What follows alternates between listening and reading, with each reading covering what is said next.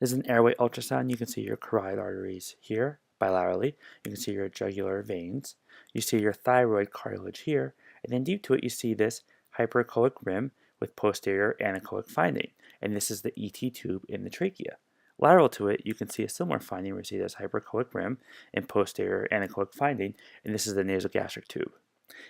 The reason why it looks anechoic distal to this hyperechoic rim in both tubes is because both tubes are filled with air, and sound can't travel through air, and so you hope to see this anechoic shadowing, as opposed to actually seeing the tube, which would mean that there was fluid, which wouldn't be good.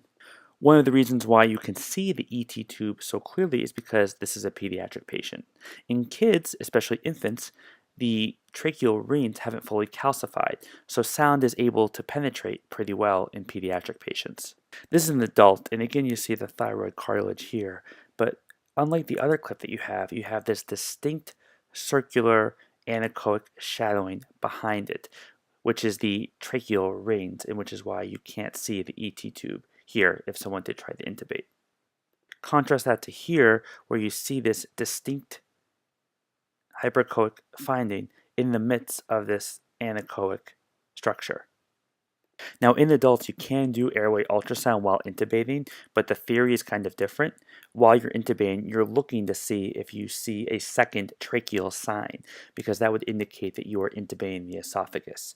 If you had a hyperechoic finding with shadowing here in addition to this site in an adult, that would indicate that you're intubating the esophagus. If you see an absence of the esophagus coming up or having two tracheal rings next to each other, that indicates that you have intubated the correct structure. So the take-home point is, in kids especially, you can use ultrasound to make sure that your ET tube is in the correct spot. Here again, we have this hyperechoic rim and anechoic shadowing, and with this patient, we knew that the ET tube was again in the trachea and not in the esophagus. Hope this video helps. Let me know if you have any questions.